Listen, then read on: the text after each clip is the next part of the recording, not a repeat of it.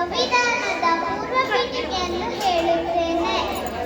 ಭಾರತದ ಜನತೆಯಾದ ನಾವು ಭಾರತವನ್ನು ಸಾರ್ವಭೌಮ, ಸಮಾಜವಾದಿ, ಧರ್ಮನಿರಪೇಕ್ಷ, ಪ್ರಜಾಸತ್ತಾತ್ಮಕ ಗಣರಾಜ್ಯವನ್ನಾಗಿ ರೂಪಿಸುವುದಕ್ಕಾಗಿ ಭಾರತದ ಎಲ್ಲ ಪ್ರಜೆಗಳಿಗೆ ಸಾಮಾಜಿಕ, ಆರ್ಥಿಕ ಮತ್ತು ರಾಜಕೀಯ ನ್ಯಾಯವನ್ನು, ವಿಚಾರ, ಅಭಿವ್ಯಕ್ತಿ, ನಂಬಿಕೆ, ಧರ್ಮ ಮತ್ತು ಉಪಾಸನೆಯ ಸ್ವಾತಂತ್ರ್ಯವನ್ನು, ಸ್ಥಾನಮಾನ ಮತ್ತು ಅವಕಾಶಗಳ ಸಮಾನತೆಯನ್ನು ದೊರೆಯುವಂತೆ ಮಾಡುವುದಕ್ಕಾಗಿ ವ್ಯಕ್ತಿ ಗೌರವ, ದೇಶದ ಏಕತೆ ಮತ್ತು ಸಮಗ್ರತೆಗಾಗಿ ಎಲ್ಲರಲ್ಲಿ ಭ್ರಾತೃತ್ವ ಭಾವನೆಯನ್ನು ಮೂಡಿಸುವುದಕ್ಕಾಗಿ ದೃಢ ಸಂಕಲ್ಪವನ್ನು ಮಾಡಿ ನಮ್ಮ ಸಂವಿಧಾನ ಸಭೆಯಲ್ಲಿ 1949ನೇ ಇಸವಿಯ ನವೆಂಬರ್ ತಿಂಗಳ 26ನೇ ದಿನದಂದು